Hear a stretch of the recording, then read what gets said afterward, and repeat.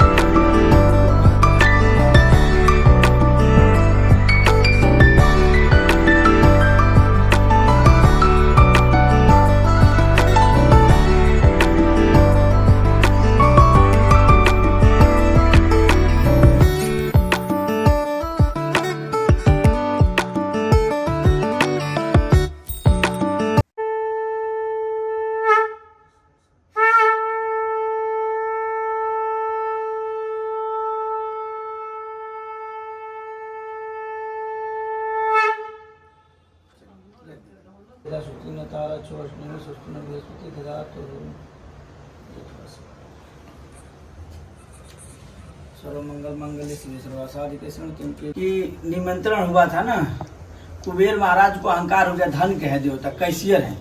हम लोग जहाँ काम करते हैं तो कोई कैशियर आता है ना कंपनी का, तो देवताओं का कैशियर कौन है? कुबेर। कुबेर महाराज इन लोग का कैशियर है धन का।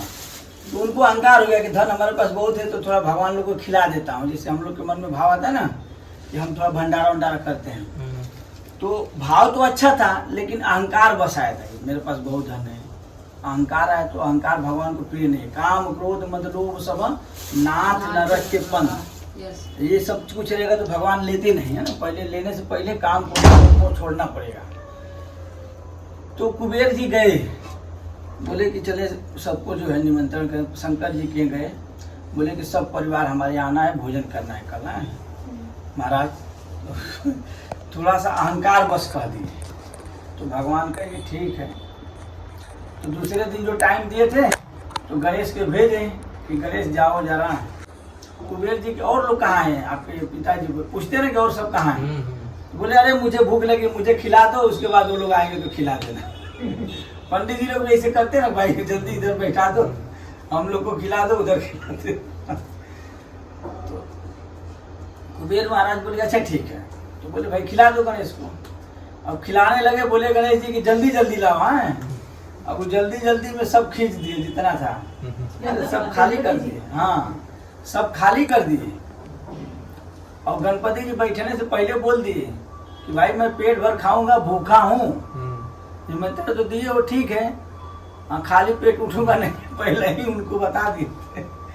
और जब पूरा साफ कर दिए तो उनके पास कुछ बचा ही नहीं। जिस धन का घमंड था कि मैं तो बहुत बड़ा कैशियर हूँ, क्योंकि सबका कैशियर सब कुछ करने कराने वाला वही है। और कुबेर का पसीना पसीना होने लगा।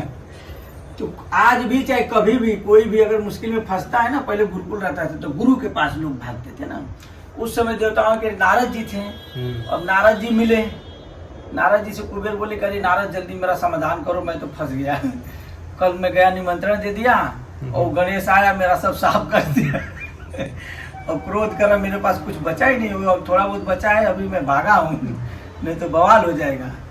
तो नारद जी हंसने लगे, सारा चीज जान गए। नारद जी बोले तुम मूर्खता की हो, प्रभु के पास जाकर के तुम अहंकार दिखा रहे हो। तुम जाओ और उन्हीं के प्रभु के पास जाओ, प्रभु के पास मत जाओ। माता दयालु होती है।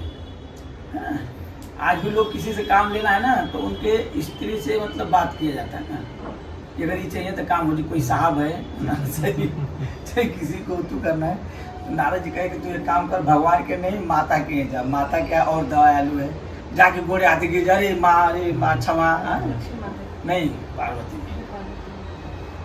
अभी वो परिवार तो निमंत्रण नहीं, एक के परिवार में यही महाराज साफ कर दिए।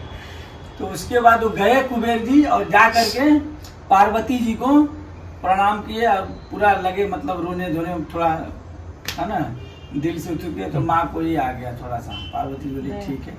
बोली क्या हुआ? बोले अरे गणेश जी वो सब कुछ नहीं रहा, अब बैठे हैं अभी, कैसे पेट भरेगा क्या है? बोले कुछ नहीं, जो लास्ट बचा होगा पूरी दुर्बा था उधर ही जहाँ बैठे थे लोग ना, वो दुर्बा एक निकाली, वही दुर्बा दे दी। बोली कि जो खाने के लिए देना उसमें उधर से डाल के इस दुर्बा को ऊपर रख के और दे देना। कुबेर दुर्बा लेके भागते भागते आए और जो थोड़ा बहुत बच गया था लास्ट में पूरी जो उट्ठू का ना, उसमें 2-4 पूरी कैसों कर करके उस पर दुर्बा रख करके गणेश जी को दे दिया।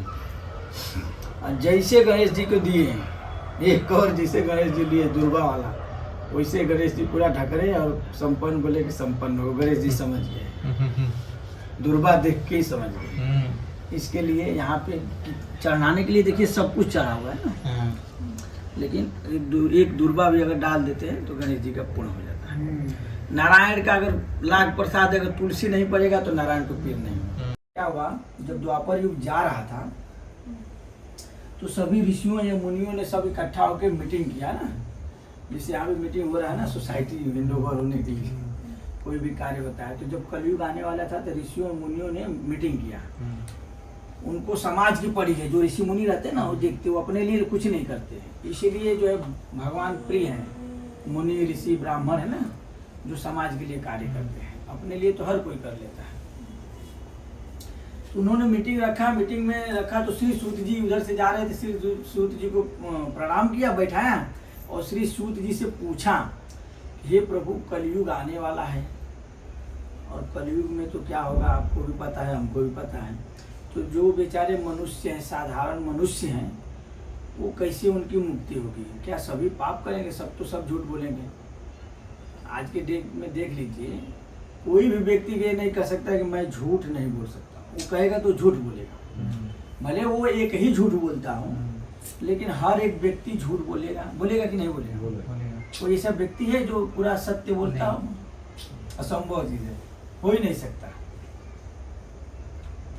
तो इसी बात का टेंशन था। ये पहले से अभी कलयुग आया नहीं था, तभी से ऋषि मुनियों ने सोचा कि ये कलयुग में तो सब लोग झूठ बोलेंगे, सब के सब पाप करेंगे, है ना, सब के सब दुराचारी करेंगे। बेटा जो है माँ बाप की इज्जत नहीं करेगा, मैंने नाना प्रकार के जो तांडव हो रहा अभी हम लोग के सामने, जितना हम लोग जान रहे हैं उतना ही समझ रहे हैं। तो इसका निवारण क्या है? क्या सभी लोग नरक में जाएंगे? तो वही श्री सूत जी बोले कि नहीं, नारद जी एक बार पृथ्वी पर भ्रमण करने के लिए आए और भ्रमण करने में देखा कि एकदम सभी लोग नाना प्रकार के क्लेश से दुखी हैं। तो नारायण भगवान के यहाँ जा करके और पूजा क्षमा याचना किया और नारायण से कहे, नारद जी, वही सूत जी बता रहे हैं, हे प्रभु मृत्यु लोक में उद्धार कैसे होगा? तो वही भगवान जो है नारद जी को कहे कि मृत्यु लोक में श्री सत्यनारायण भगवान का जो पूजा पाठ करेगा वो धन धान्य पुत्र सभी प्रकार के संपन्न हो जाएगा, गृहस्थी अच्छी चलेगी, लास्ट में मरने के बाद मोक्ष को भी प्राप्त होगा। छिन छिन रूप दयो प्रभु, छिन छिन रूप दयो, श्रद्धा धारण कीनी, श्रद्धा धारण कीनी, इनको काज सर्यो।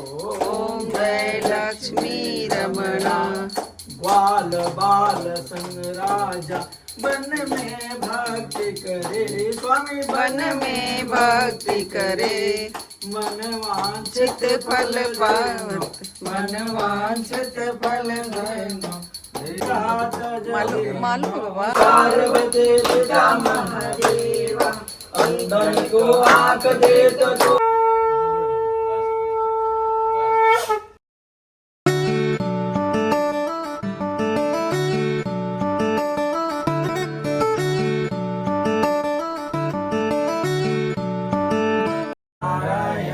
नारायण नारायण श्रीमन्नारायण, श्रीमन्नारायण नारायण नारायण भजमन नारायण भजमन नारायण श्रीमन नारायण नारायण नारायण श्रीमन नारायण श्रीमन नारायण श्रीमन नारायण नारायण नारायण। तो अभी ये पूरा सत्यनारायण कथा समापन हुआ। हमने आपको पूरा विधि से श्री सत्यनारायण कथा दिखाया और सुनाया। तो आप प्लीज़ कमेंट करके ज़रूर बताइए कि आप सबको कैसा लगा। हरे कृष्णा।